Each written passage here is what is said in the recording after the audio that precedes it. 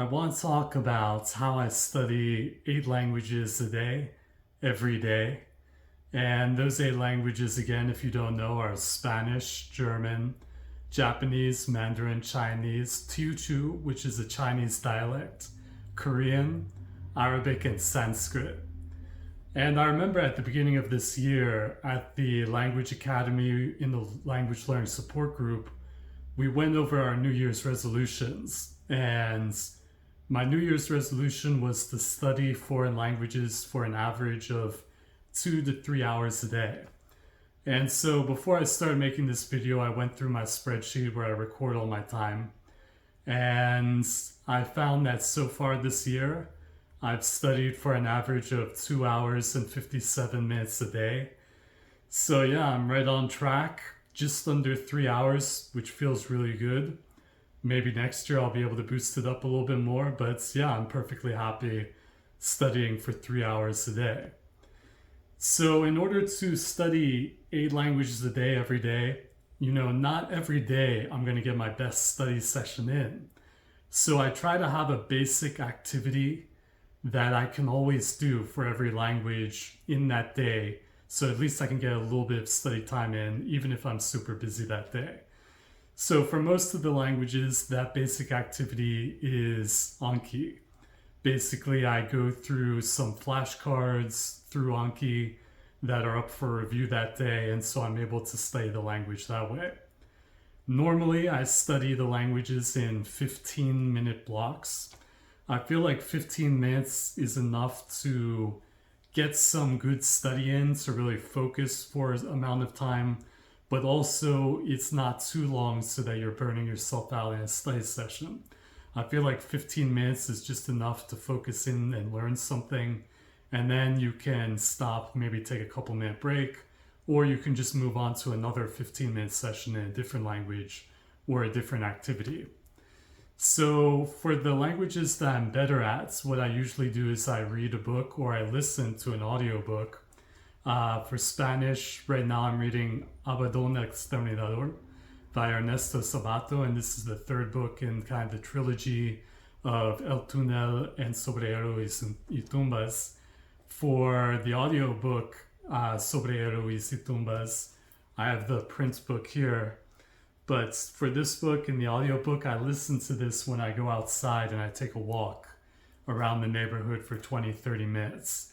So as I'm outside, I'm listening to the audiobook, and oftentimes I'm trying to shadow it as well, which means as I hear the language being played, I speak it simultaneously at the same time that I'm hearing it.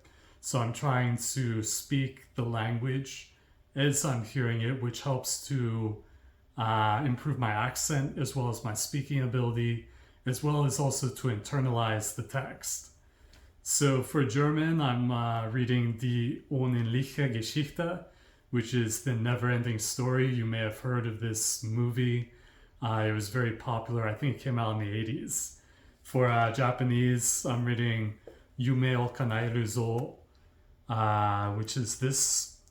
And this is a great book. It's about an elephant that grants dreams. So basically Ganesha, who is a Hindu god. And by the way, let me just show you the notes. I forgot to show you my notes for this video. But yeah, as for Chinese, I'm reading a light novel called 我家娘子不对劲. But I'm also looking over a book called Healing with the Angels, which my friend Selena brought back from China. She recently moved back to the US, and it's this book. But the interesting thing about this book is that it's like a Japanese book, in that Japanese books are right to left, up to down.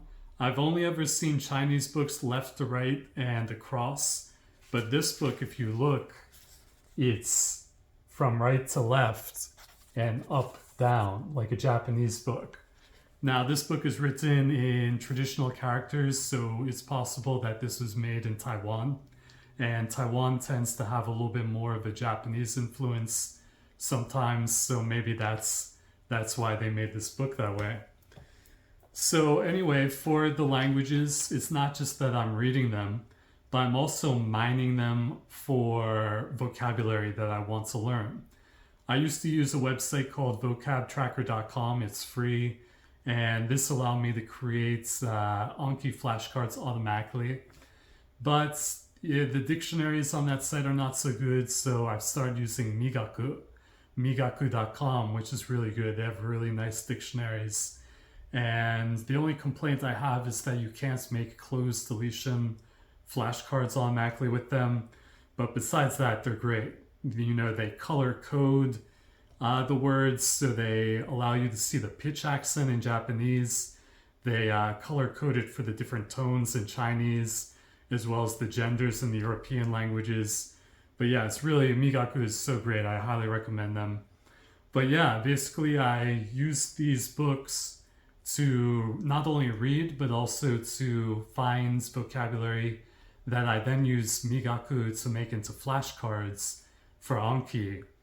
And then I'm studying them in the Anki study sessions. So the other languages which I'm not so good at, we have Sanskrit, which is, I'm using this book, Teach Yourself Sanskrit. And I still make Anki flashcards out of this. You can see that they have Devanagari example sentences, and then I have someone in Nepal type these into the computer, and then I make flashcards out of those. For Arabic, I'm using the Assamil Arabic. This is the French edition from 1975. And I have a guy in Pakistan typing up all of the Arabic, and then I make flashcards out of that. For Teochew, there are not a lot of good resources, so I actually have a language tutor I found through italki. And basically with her, I have a Google Doc, and I make her write all of the words and sentences we cover in the lesson into the Google Doc, so that later I can go back and make flashcards out of them. Also, recently I found some good material without getting too religious. One of the great things about some religious groups is that they've translated the New Testament into like hundreds and hundreds of languages, especially languages that don't have material for them otherwise. So Teochew, there isn't a lot of material out there for learning, but there is the New Testament in Teochew. I also found like a movie that they translate into Teochew. So that can be a good way to find material for languages that are less studied and have less material. So lastly, I have French and Italian, which I didn't mention before because French and Italian I don't study every day, so I don't include them in the 8 languages that I study daily. But also I've come to the belief that if you study French, Italian, Spanish, you're really just studying one language, which is the Romance language. And French, Italian, and Spanish are just kind of variations of that one language. It's kind of hard to consider them as different languages, but you know, that's probably a topic for another video. So what I'll say is for French and Italian, I'm going through the Berlitz language course for both of them, as well as we have a group study session at the Language Academy where the students get together and we go over the Berlitz lessons and we try to have a conversation with each other in French and Italian. So yeah, for all the languages, I try to use Anki just to get the flashcards in so that I can review them later. And remember, the flashcards, they're not one word to one word flashcards. It's not that I have one foreign language word and then the definition on the back. I try to have full phrases or passages from the books I'm reading or from the language manuals I'm using. That way I can get a real sense of the word, and it's much more comprehensive in terms of learning. It makes it easier to be able to use the word later on when I'm trying to make my own sentences. So again, I study in 15-minute blocks. So as I mentioned before, I'm studying for about an average of 3 hours a day. So I get in an average of 15 to 30 minutes per language. Sometimes it's a little bit less, sometimes it's a little bit more, depending on the language. For example, some days I might study for an hour or more in Arabic, and some days I might only get in 2 minutes of, say, Teochew in terms of doing the flashcards.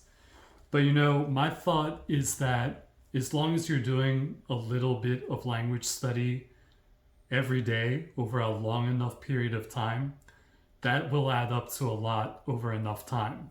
As long as you keep doing a little bit each day, one day you'll wake up and you'll realize, hey, I'm actually pretty good at this language. I've actually come to a pretty high level.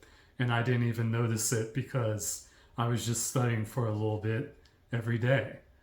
So besides that, I record all my study time into in a spreadsheet. That way I can keep track of where I'm putting my study hours, and I make sure that I'm not neglecting a language.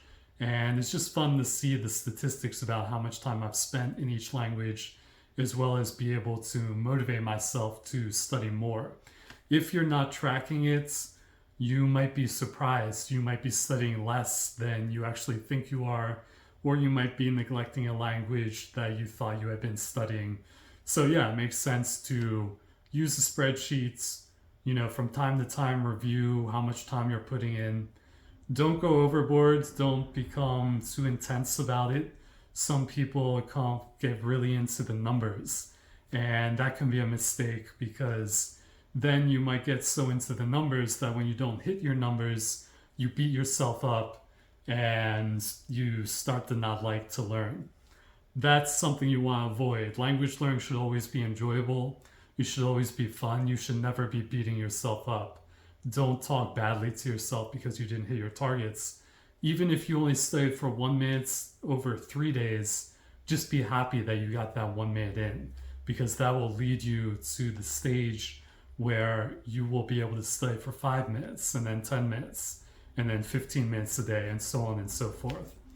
Okay, I hope that helped you. I really enjoyed making this video for you and telling you about my studies.